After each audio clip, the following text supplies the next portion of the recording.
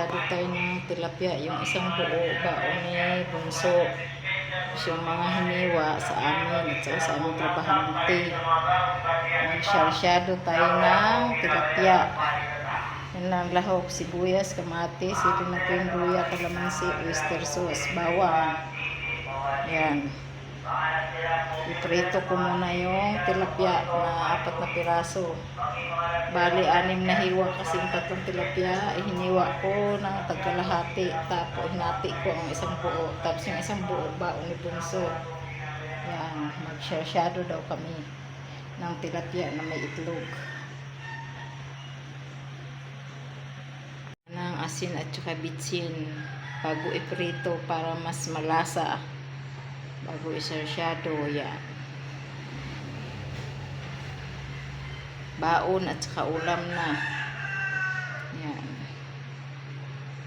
Pinirito ko na yung buo kay bunso, yung mga hiniwa sa amin. Yan, baon niya ni bunso.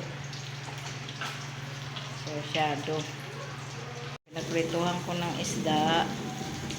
Na hinugasan yung kawali, inano ko na lang yung mantika, tapos ayan, iginisa ko na yung sibuyas, luya, bawang, kamatis at saka sili na grenya ng hiwa. Ayan.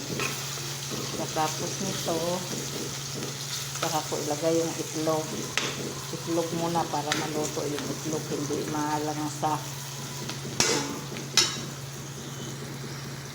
Ayan, saka natin ilagay yung itlog. Yan. 2 itlog yun. Yan.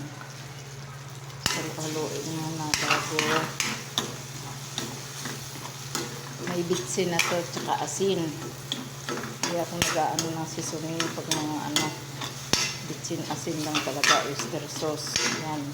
Cubes. Pero yung mga seasoning na hindi na, kasi bawal sa akin. Kung naluto na yung itlog, saka ko ilagay yung oyster sauce, tapos lagyan ng 2 tasa.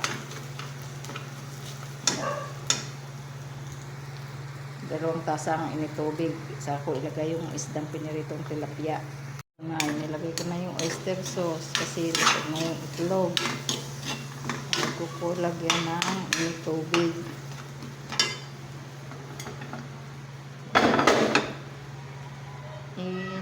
Tubig.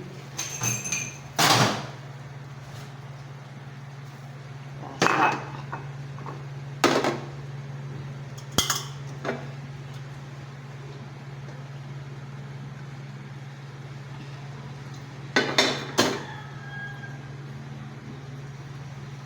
Bago ilagay yung tilapia at saka kalamansi na 4 na piraso. Piniga ko na yung kalamansi kasi para hindi malangsa kahit tinugasan mo na yung tilapia ng asin. So kailangan mo pa rin yun. Tapos 1 kutsaritang asukal. Yan, 2 tasa na. Yan na. Ko na ng 1 kutsaritang asukal, tumama pa sa sandok, iluglog ko na lang dyan. Yan na, pakuluan muna natin bago ilagay yung tilapia. Tumang ko muna yung lasa. Kasi may kunting asin na din naman yung tilapia at saka bitsin. So, sakto na to. Dami na ang lasa. Natin yung piniritong tilapia. So, sakto na ang lasa. Yan.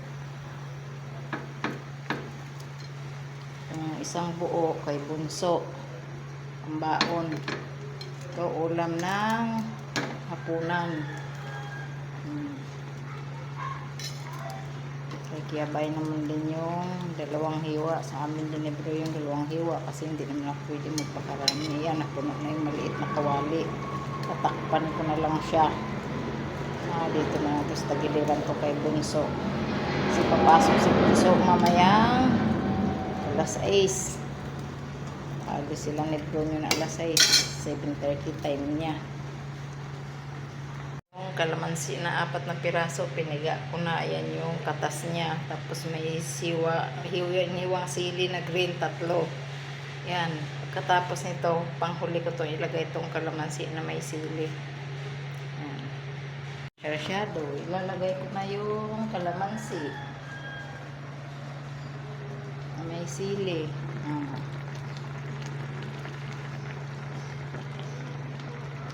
Okay na. Yan. Bye-bye po. Shout out po sa inyong lahat. God bless. Ingat po tayo palagi. Bye. Love you all. Miss you all. Luzon, Visayas at Mindanao at sa ibang bansa. Sa rasyadong tilapia na may itlog.